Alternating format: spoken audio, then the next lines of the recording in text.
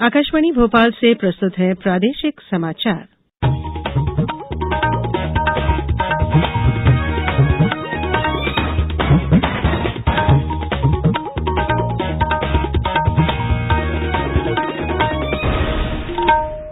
नमस्कार, समाचारों के साथ मैं धारणा सचदेव। भारत में कोविड टीकाकरण अभियान के अंतर्गत 100 करोड़ टीके लगाने का लक्ष्य हासिल कर लिया है।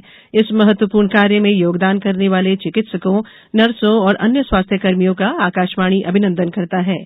इसके साथ ही हम आपको सतर्क भी करना चाहते हैं कि कोविड अभी समाप्त नहीं हुआ है। आप सभी से हमारी अपील है कि यथाशीघ्र दोनों टीके लगवाएं और अन्य लोगों को भी टीके लगवाने के लिए प्रोत्साहित करें। त्योहारों के समय कृपया इन 3 आसान उपायों का पालन करें। मास्क पहनें, 2 गज की दूरी बनाए रखें, हाथ और चेहरा साफ रखें। कोविड से संबंधित कोई भी जानकारी और मार्गदर्शन के लिए राष्ट्रीय हेल्पलाइन नंबर 01123978046 और 1075 पर संपर्क करें। अब समाचार। सबसे पहले मुख्य समाचार। केंद्रीय मंत्रिमंडल ने भगवान बिरसा मुंडा की जयंती 15 नवंबर को जनजातीय गौरव दिवस के रूप में मनाने का फैसला किया। राज्यपालों और उपराज्यपालों का सम्मेलन राष्ट्रपति रामनाथ कोविंद की अध्यक्षता में आज उपराष्ट्रपति और प्रधानमंत्री भी होंगे शामिल। कोरोना टीका महाअभियान के 5वें चरण में कल प्रदेश भर में 13,52,000 से ज्यादा टीके लगाए गए। मुख्यमंत्री ने कहा, जन समुदाय की भागीदारी से बड़ा टीकाकरण। और 2020 क्रिकेट विश्व कप के कल अबुधाबी में खेले गए पहले सेमीफाइनल में न्यूजीलैंड ने इंग्लैंड को 5 विकेट से हराकर फाइनल में प्रवेश किया। अब समाचार विस्तार से। केंद्रीय मंत्रिमंडल ने 15 नवंबर को भगवान बिरसा मुंडा की जयंती को जनजातीय गौरव दिवस के रूप में मनाने का फैसला किया है। कल नई दिल्ली में प्रधानमंत्री नरेंद्र मोदी की अध्यक्षता में मंत्रिमंडल की बैठक में इस फैसले को मंजूरी दी गई।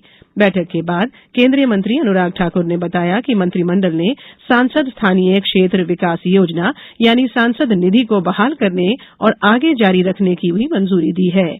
मौजूदा वित्त वर्ष में प्रत्येक सांसदों को इस निधि में खर्च के लिए 2-2 करोड़ रुपए एक मुश्त में आवंटित होगा।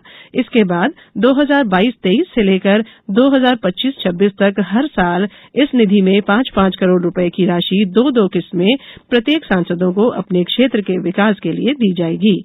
वहीं प्रधानमंत्री मोदी ने 15 नवंबर को जनजातीय दिवस मनाए जाने के केंद्रीय मंत्रिमंडल के फैसले पर खुशी जाहिर की है। उन्होंने सोशल मीडिया में कहा कि भगवान बिरसा मुंडा लाखों लोगों के दिलों में बसते हैं। लोग अभी भी उनके जीवन से प्रेरणा प्राप्त कर रहे हैं। प्रदेश सरकार बिरसा मुंडा की जयंती 15 नवंबर को जनजातीय गौरव दिवस के रूप में मनाएगी। प्रदेश स्तरीय कार्यक्रम राजधानी भोपाल के जम्बूरी मैदान में होगा। इस कार्यक्रम की तैयारियां अंतिम चरण में है। कार्यक्रम में प्रधानमंत्री नरेंद्र मोदी मुख्य अतिथि होंगे। राज्यपाल मंगूभाई पटेल, मुख्यमंत्री शिवराज सिंह चौहान, प्रदेश के मंत्रीगण, विधायक सहित अन्य जनप्रतिनिधि भी इसमें शामिल होंगे। कार्यक्रम में प्रदेश के कोने कोने से आए जनजातीय बंधु भी शामिल होंगे। राष्ट्रपति रामनाथ कोविंद आज राष्ट्रपति भवन में राज्यपालों और उपराज्यपालों के 51वें सम्मेलन की अध्यक्षता करेंगे। राष्ट्रपति कोविंद की अध्यक्षता में यह चौथा सम्मेलन होगा। सभी राज्यों और केंद्र शासित प्रदेशों के राज्यपालों और उपराज्यपालों के अतिरिक्त उपराष्ट्रपति एम वेंकैया नायडू, प्रधानमंत्री नरेंद्र मोदी और केंद्रीय गृह मंत्री अमित शाह भी सम्मेलन में भाग लेंगे। राज्यपालों उपराज्यपालों का यह सम्मेलन एक परंपरा है जो 1949 से चली आ रही है। पहले सम्मेलन की अध्यक्षता भारत के अंतिम गवर्नर सी राजगोपालाचारी ने की थी। स्वास्थ्य मंत्रालय ने स्वास्थ्य रिकॉर्ड के डिजिटलीकरण के लिए आयुष्मान भारत डिजिटल मिशन के तहत सभी चिकित्सा सुविधाओं और सभी डॉक्टरों का डिजिटल पंजीकरण शुरू कर दिया है। इसके तहत सरकारी अस्पतालों को अस्पताल सूचना प्रबंधन प्रणाली सॉफ्टवेयर खरीदने की सलाह दी गई है। 27 सितंबर को प्रधानमंत्री नरेंद्र मोदी ने वीडियो कॉन्फ्रेंस के माध्यम से आयुष्मान भारत डिजिटल मिशन की शुरुआत की थी। अभियान में प्रत्येक भारतीय को एक विशिष्ट स्वास्थ्य आईडी मिलेगी जो एक स्वास्थ्य खाते के रूप में भी काम करेगी, जिसमें व्यक्तिगत स्वास्थ्य का रिकॉर्ड को जोड़ा जा सकता है। कोविड-19 से बचाव और सुरक्षित रहने के 3 उपाय। मास्क लगाएं, 2 गज दूरी है जरूरी, सुरक्षित दूरी रखें, हाथ और मुंह साफ रखें। ब्रेक के बाद बुलेटिन में एक बार फिर आपका स्वागत है। प्रदेश में कोरोना टीकाकरण महाअभियान के 5वें चरण में कल राजधानी भोपाल सहित प्रदेश भर में 13,53,000 से ज्यादा टीके लगाए गए। इसके साथ ही प्रदेश भर में अब तक 7 करोड़ 35 लाख से ज्यादा टीके लगाए जा चुके हैं। इनमें से 5 करोड़ से ज्यादा को पहली खुराक, जबकि 2 करोड़ 33 लाख से ज्यादा लोगों को दूसरी खुराक दी गई। टीकाकरण महाअभियान में कल राजधानी भोपाल में 35,000 से ज्यादा लोगों को टीका लगाया गया। इनमें 2,500 से ज्यादा को पहला, जबकि दूसरा खुराक 32,000 से ज्यादा लोगों को लगाया गया।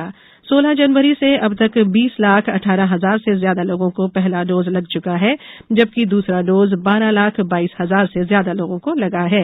प्रदेश में 11,159 टीकाकरण केन्द्रों पर वैक्सीन लगाने की सभी व्यवस्थाएं की गई थी। मुख्यमंत्री शिवराज सिंह चौहान ने कहा है कि जन समुदाय की भागीदारी से टीकाकरण महाअभियान के 5वें चरण को सफलता मिली है। देश भर में शुक्रवार को नेशनल अचीवमेंट सर्वे आयोजित किया जाएगा। केंद्र सरकार 3 वर्ष की अवधि के लिए 3री, 5वीं, 8वीं और 10वीं कक्षाओं के लिए नमूना आधारित एक कार्यक्रम लागू कर रही है। पिछला नेशनल अचीवमेंट सर्वे 13 नवंबर 2017 को 3री, 5वीं और 8वीं कक्षा के बच्चों में विकसित दक्षताओं का आंकलन करने के लिए आयोजित किया गया था। भारत के आजादी के 75वें वर्ष अमृत महोत्सव के तहत इंडियन वेटनरी एसोसिएशन के महिला प्रकोष्ठ द्वारा देश की महिला पशु चिकित्सकों का अखिल भारतीय शक्ति सम्मेलन 13 और 14 नवंबर को भोपाल में आयोजित किया जाएगा। देश भर में पहली बार होने वाले शक्ति सम्मेलन का शुभारंभ केंद्रीय मत्स्य, पशुपालन और डेयरी मंत्री पुरुषोत्तम रूपाला करेंगे। प्रदेश के पशुपालन और डेयरी विकास मंत्री प्रेम सिंह पटेल, केंद्रीय सचिव मत्स्य, पशुपालन और डेयरी अतुल चतुर्वेदी शक्ति सम्मेलन के विशिष्ट अतिथि होंगे। सम्मेलन में पूर्व सांसद नीतीश भारद्वाज, अपर मुख्य सचिव पशुपालन और डेयरी विकास जे.एन. कंसोटिया और नानाजी देशमुख पशु चिकित्सालय विज्ञान विश्वविद्यालय के कुलपति डॉक्टर एस.पी. तिवारी विशेष अतिथि होंगे। प्रख्यात समाजसेवी सुनील अंबेकर मुख्य वक्ता होंगे। राज्य सरकार ने रेत के अवैध खनन पर रोक लगाने और नए खनिज क्षेत्रों का पता लगाने के लिए खनिज विभाग की प्रशासनिक संरचना में बदलाव किया है। खनिज संचालनालय में पहली बार निदेशक के बाद अब 2 पद प्रशासनिक और तकनीकी के होंगे। एक निदेशक प्रशासन के लिए अखिल भारतीय प्रशासनिक सेवा का होगा, जबकि दूसरा पद संचालक भौमिकी तथा खनिकर्म का होगा, जो खनिजों की खोज के तकनीकी कामों को संभालेंगे। खनिज विभाग के प्रशासनिक संरचना में करीब 40 साल बाद यह बदलाव नई जरूरतों को देखते हुए लिया गया है। मध्य क्षेत्र विद्युत वितरण कंपनी ने भोपाल, नर्मदापुरम, ग्वालियर और चंबल संभाग के 16 जिलों के कृषि उपभोक्ताओं के लिए अस्थायी सिंचाई पंप कनेक्शन की नई दरें लागू की हैं। सिंगल फेस या 3 फेस के लिए नई बिजली दर निर्धारित की गई है। कंपनी द्वारा जारी दर के अनुसार अब ग्रामीण क्षेत्र के कृषि पंप उपभोक्ताओं को 3 माह के लिए सिंगल फेस कनेक्शन के लिए सब्सिडी सहित 1,843 रुपए का ही भुगतान करना होगा। इसी प्रकार 3 फेस कनेक्शन के लिए 4,879 रुपए में यह कनेक्शन मिलेगा। T20 क्रिकेट वर्ल्ड कप के पहले सेमीफाइनल में कल अबुधाबी में न्यूजीलैंड ने इंग्लैंड को 5 विकेट से हराकर फाइनल में जगह बना ली है। पहले बल्लेबाजी करते हुए इंग्लैंड ने 20 ओवरों में 4 विकेट गंवाकर 166 रन बनाए। जीत के लिए जरूरी 167 रनों का लक्ष्य न्यूजीलैंड ने 5 विकेट गंवाकर 19वें ओवर में ही हासिल कर लिया। न्यूजीलैंड को आखिरी 2 ओवरों में 20 रन बनाने थे। 19वें ओवर में न्यूजीलैंड के डेरिल मिचेल ने 2 छक्के और 1 चौका लगाकर 47 गेंदों में नाबाद 71 रन बनाए। वे मैन ऑफ द मैच रहे। न्यूजीलैंड लगातार तीसरी बार 2020 क्रिकेट विश्व कप के फाइनल में पहुंचा है। दूसरा सेमीफाइनल मैच आज पाकिस्तान और ऑस्ट्रेलिया के बीच दुबई में होगा। अब कुछ समाचार संक्षेप में। पन्ना टाइगर रिजर्व में जन्मी और पली 3 साल की बाघिन अमानगंज बफर बीट में मृत पाई गई। वन अधिकारियों ने कहा है कि बाघिन की मौत प्राकृतिक कारणों से हुई है। गौरतलब है कि करीब 1.5 हफ्ते पहले पन्ना टाइगर रिजर्व में ही एक बाघ हीरा की करंट से मौत हो गई थी। सीहोर में जिला विधिक सेवा प्राधिकरण द्वारा आजादी के अमृत महोत्सव के अंतर्गत विधिक जागरूकता बाइक रैली निकाली गई। जबलपुर में 25 से 30 दिसंबर तक 6 दिवसीय मटर फेस्टिवल का आयोजन किया जाएगा। मध्य प्रदेश विक्रम विश्वविद्यालय और कालिदास संस्कृत अकादमी द्वारा अखिल भारतीय कालिदास समारोह का आयोजन उज्जैन में 15 से 21 नवंबर तक होगा। फिलहाल बुलेटिन में इतना ही। बुलेटिन के अंत में एक अपील, हमेशा ध्यान रखें, मास्क और 2 गज की दूरी, हाथ धोना भी है जरूरी। नमस्कार।